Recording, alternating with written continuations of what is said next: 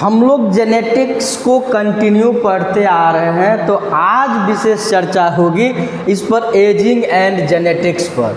आप जानते हैं कि एजिंग मतलब ये एज है, किसी भी बच्चे का जन्म हुआ, यंग हुआ, ओल्ड होगा, बुढ़ापा। तो ये जो बुढ़ापा है, बुढ़ापे होती क्यों है, पहले मैं कुछ इंटरेस्ट जगा देता हूँ, फिर मैं इस हिसाब से चलूँगा। एक बात मानिए, सेल है, सेल के अंदर न्यूक्लियस होता है, न्यूक्लियस में क्रोमोसोम होता है, क्रोमोसोम में टेलोमियर होता है। एक सेल 50 से 60 बार डिवीज़न कर सकता है, सेल डिवीज़न कर सकता है। जब एक बार सेल डिवीज़न होता है तो टेलोमियर छोटा हो जाता है, फिर होता है, फिर छोटा होता है। तो अधिक से अधिक बार जब सेल डिवीज़न हो जाता है तो टेलोमियर बिल्कुल ख़त्म हो जाता है। जब टेलोमियर ख़त्म हो जाता है तो सेल डिवीज़न रुक जाता है, ऐसे समझिए सेल डेथ कर जाता है। और एक और बात समझिए कि कोई भी व्यक्ति, अब यहाँ आइए बच्चे पर, कि बच्चा जन्म लिया, छोटा सा बच्चा, वो कितना बड़ा हो गया, मतलब उसके शरीर में जितना सेल मरता है उससे कई गुना सेल डेवलप होता है, समझ रहे हैं ना, इसीलिए वो बड़ा हो रहा है। जब यंग हो जाता है तो जितना सेल उसके शरीर में ग्रोथ होता है, डेवलप होता है, उतना ही सेल डेड होता है। जितना सेल बन रहा है उतना सेल मर रहा है, तो यंग है, जवान है। धीरे धीरे सेल बनता कम है, मरता ज़्यादा है, इसीलिए टूटक पुटक जाता है पूरा। देखते हैं ना, हड्डी बचती है, मांस सब ये सिकुड़ जाता है। मतलब है कि सेल बनना कम, मरना ज़्यादा, इसीलिए बुढ़ापे आ जाती है, फिर मौत आ जाती है। आइए इसको समझते हैं, जो एजिंग एंड जेनेटिक्स को देखें तो यहाँ से, हाँ ये टॉपिक यहाँ से है कि जेनेटिक्स बेसिस ऑफ डिजीज, चूँकि इससे पहले हम लोग स्टडी कर चुके हैं। An individual genetic makeup is one of the major determinants of health. In some cases, a particular genotype has inevitable or major consequences. For example, trisomy 3 copies of chromosome 21 instead of the normal 2 is the direct cause of Down syndrome. नहीं समझे ना? तो इसको समझने के लिए यहाँ आइए, यहाँ समझते हैं क्या है। ऐसे हम सभी जानते हैं कि सेल में, ये सेल है, इस सेल में जो क्रोमोसोम है, ये क्रोमोसोम 23 पेयर्स होता है, 46 गो। ये नंबरिंग होता है 1 2 3 4 ... 23। कभी कभी क्या होता है, इसका जो नंबरिंग है, मैंने कहा कि 21वां 21st क्रोमोसोम जो है। अच्छा एक बात, थोड़ा सा यहाँ जगह बना लें, बेकार यहाँ लिखे हैं अभी। आइए, इस अगर सेल डिवीज़न होगा तो इसका भी कॉपी हो जाएगा 1 1, ये भी कॉपी हो जाएगा 2 2, डबल हो जाएगा, ये भी कॉपी हो जाएगा 3 3। मतलब ये जो क्रोमोसोम है इसका भी कॉपी होगा, इसका कॉपी होगा। लेकिन 21वां नंबर का जो है, 21वां नंबर का क्रोमोसोम जो है वो 3 को बना लिया 21वां वाला का, तो 21वां वाला बनेगा तो ये बन जाएगा। नंबर को ना उतना बार लिख रहे थे, तो इसका मतलब ये 3 बार बन जाएगा। इसी को ट्राइसोमी कहते हैं। क्या कहते हैं इसको? ट्राइसोमी कहते हैं। अधिक बन गया, सब नहीं बना, सब बनेगा तो उसका नाम अलग है।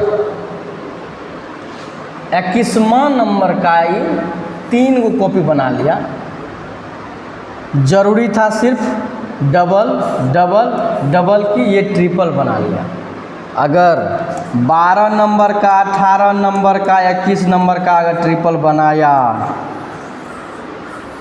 तो संभव है, और यदि इधर का बनाया तो वो मिसकैरेज हो जाएगा, बच्चा पैदा ही नहीं लेगा, पैदा होते होते मर जाएगा।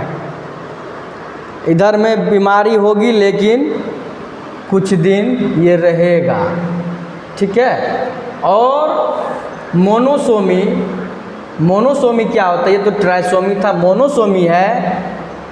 अब बताइए XY रहता है ना, या XX ही है। तो अगर यही 21वां 2 गो कॉपी नहीं करके एक में रह जाता, ये कॉपी नहीं कर पाता, वहाँ तो ट्रिपल कॉपी हो गया, होना था डबल कॉपी, नहीं डबल हुआ नहीं ट्रिपल हुआ, सिंगल रह गया, तो मोनोसोमी कहते हैं। तब भी बीमारी होती है, ठीक है ना।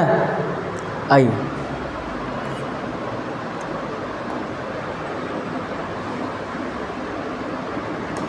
यही बात यहाँ है कि ये जो बात थी किसका? ट्राइसोमी की। ये ट्राइसोमी समझा रहे थे, ये ट्राइसोमी 3 कॉपी कर लिया 21वां नंबर का chromosome. In many cases however all the inheritance contribute to the risk of disease, it is impacted by wide range of other factors including social, behavioral and environmental influences. Genetic abnormalities may involve one or more individual genes or may be due to faults at the chromosomal level, for example inheriting more or fewer than the normal complement of 46 chromosome. इसका मतलब ये हुआ कभी कभी एक chromosome शामिल होता है तो कभी मैनी, यही कह रहा है। तो कोई भी हो सकता है। चलिए हम आगे बढ़ते हैं।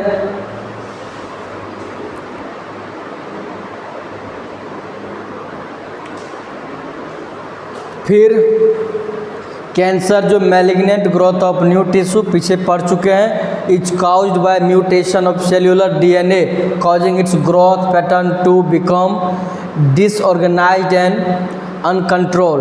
तो जब ही अनकंट्रोल्ड सेल डिवीजन होगा, कैंसर होगा, malignant growth of new tissue अगर गांठ बना लेगा, है ना, या म्यूटेशन ऑफ सेल्यूलर डीएनए अगर म्यूटेशन हो जाएगा, मतलब अल्टरनेट हो जाएगा, जैसा होना था ये नहीं हुआ, गड़बड़, तो अनकंट्रोल हो जाएगा। अनकंट्रोल हो जाएगा तो फिर वो कैंसर का रूप पकड़ लेगा।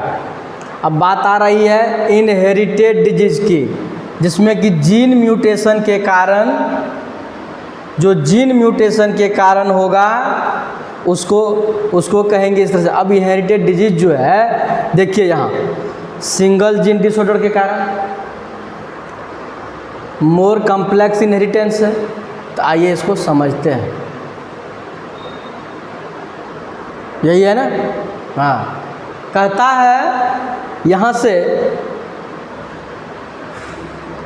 कि many disease such as cystic fibrosis and haemophilia are passed directly from parent to child by single faulty gene. कहता है माता पिता से बच्चे में डायरेक्ट जो बीमारी जाती है, जैसे कि हेमोफीलिया, तो ये जीन के कारण, उसमें भी सिंगल जीन के कारण ये परेशानी होती है, तो ये बीमारी होती है। अब कहता है many of the genes have been located by mapping of the human genome. For example the gene for cystic fibrosis is carried on chromosome 7। Other disease for example asthma, दमा, सम कैंसर्स, सारे cancer नहीं, कुछ cancers, कुछ diabetes भी, cardiovascular disease भी, जो BP की बात करते हैं, और भी कोई इसमें डिजीज है, ज़रूरी नहीं है। Have a genetic component run in the family in these cases, सुने होंगे। जिसके माता पिता को डायबिटीज होता है तो उसके बच्चे में होने की चांस है 30% चांस है, 70% इन्वायरमेंटल जीन के कारण होता है। जिसमें कि देख लिए ना, हेमोफीलिया है, अस्थमा है, कुछ कैंसर है, कार्डियोवास्कुलर डिजीज है ना। ये सब जो है जीन के कारण होता है। जिसमें कि नाम देखिए, phenylketonuria, Duchenne muscular dystrophy, Huntington disease, haemophilia, achondroplasia, ये सब हम बारी बारी से पढ़ाएंगे। यहाँ पहला क्या था, phenyl ketone urea.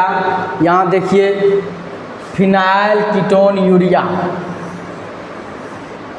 Phenylketonuria is an example of an inborn error of metabolism that is inherited the gene responsible for. अब समझिए, ये मेटाबॉलिक डिसऑर्डर है।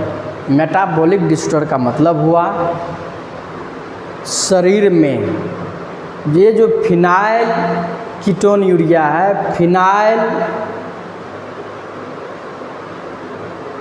प्लस कीटोन प्लस यूरिया, मतलब समझिए आपके शरीर में, यानी ये जो लीवर में है, जो एमिनो एसिड इसेंशियल और नॉन इसेंशियल की बात कर रहे हैं। जो इसेंशियल एमिनो एसिड है वो तो हम लोग खाना खा करके पूरा कर लेते हैं। जो नॉन इसेंशियल एमिनो एसिड है शरीर खुद बनाता है, लीवर बनाता है, ठीक है। तो यही है फिनाइल एमिनो एसिड। तो यहाँ हाँ, फिनाइल एलानिन हाइड्रोक्सिलेज, ये तो एंजाइम है। चलिए अब यहाँ उसका नाम होगा कि फिनाइल एलानिन एमिनो एसिड। चलिए यहाँ लिखते हैं, तब समझ में आएगा। Phenyl alanine amino acid. ये क्या करता है, ये जो है हम लोग को भोजन से मिलता है, ये इसेंशियल है। इससे जो कन्वर्ट होता है, इससे जो बनता है, वो क्या बनता है मालूम है? इससे जो बनता है वो बनता है फिनाइल एलानिन। नहीं, ये तो एंजाइम का है ना।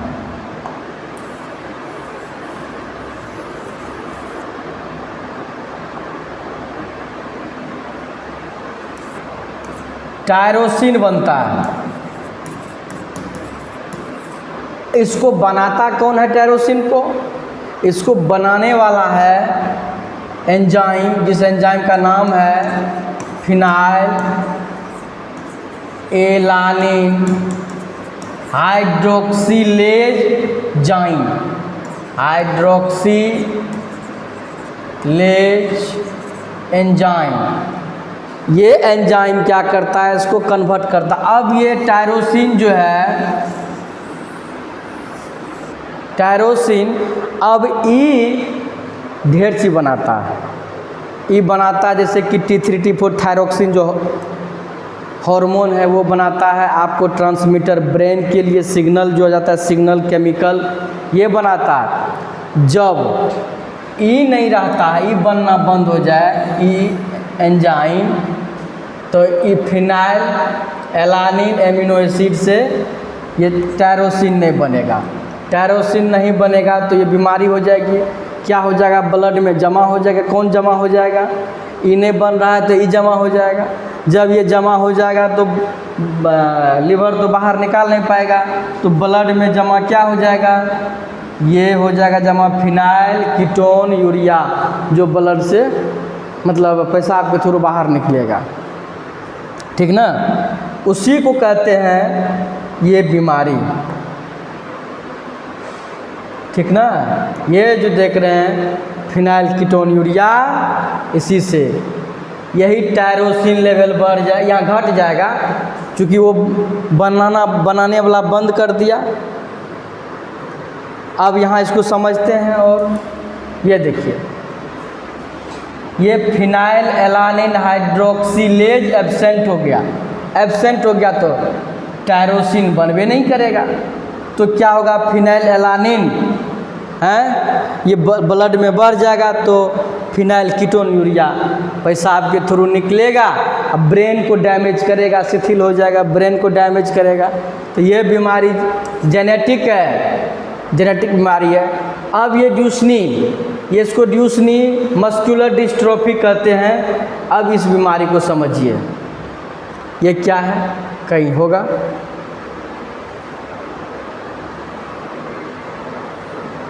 नहीं है तो डायरेक्ट समझिए, डायरेक्ट समझिए।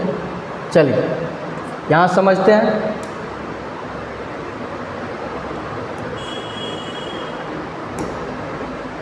यहाँ समझते हैं।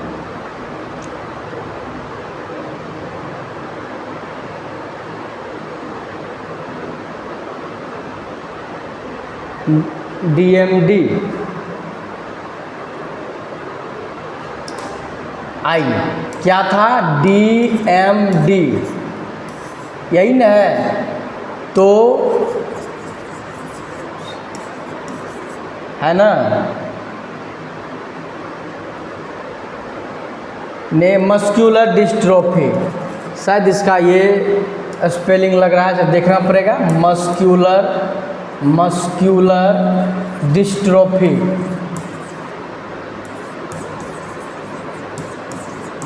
डिस्ट्रोफी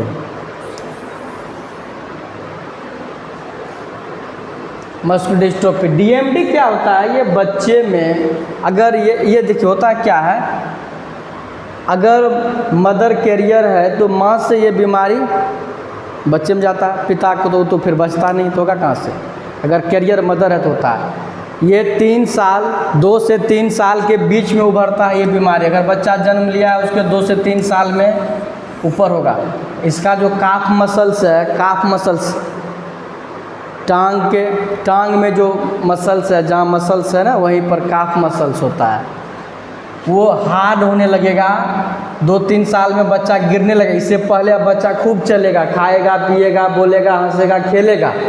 2-3 साल से गिरना शुरू हो जाएगा, उसे पावरे नहीं रहेगा, गिरेगा बार बार, और धीरे धीरे धीरे धीरे क्या होगा, और कमज़ोर हो जाएगा। 5 साल में ये चलने लायक नहीं रहेगा। तब क्या होगा मालूम है, तब 10 से 12 साल में व्हील चेयर पर उसको जाना ही है। व्हील चेयर लेगा, उसे नहीं चल पाएगा, ठीक ना, व्हील चेयर पर ही रहेगा, उससे अधिक वो जी भी नहीं सकेगा, ठीक है। इसी को DMD डिजीज़ कहते हैं। इतना ही उसकी ज़िंदगी है, 10 से 12 साल तक। 25-30 साल तो नहीं किसी को देखा गया है। जा भी सकता है तो बेड पर ही, और ये व्हील चेयर से ही चल सकता है, मतलब उसका जो है मसल्स तब तक में खत्म होता है क्या। सो देखिए, इसके शरीर में प्रोटीन जो है ना वो बनता ही नहीं, मतलब प्रोटीन से जो मसल्स बनता है वो बनता ही नहीं। मसल्स बनता नहीं है तो जो जन्म लिया है जो मसल्स है उस पर कितना दिन टिकेगा, नया मसल्स जनरेट नहीं होता है, तो पावर कहाँ से मिलेगा, ख़त्म होते जाता है। दूसरी बात कि अगर प्रोटीन डाइट दिया जाए तो कुछ दिन चलेगा, बहुत अधिक नहीं, यही कारण है, समझे ना।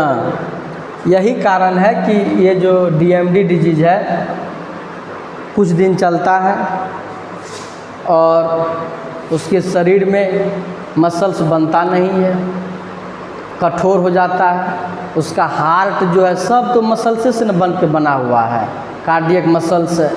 तो हार्ट जो है वो भी कठोर हो जाता है, काम नहीं कर पाता है। तो कितना दवाई देगा हार्ट के लिए, किडनी के लिए, लीवर के लिए, मसल्स सब के लिए देना पड़ेगा, तब भी कितना चलेगा, बैठ जाता है। इसीलिए बचाना मुश्किल है।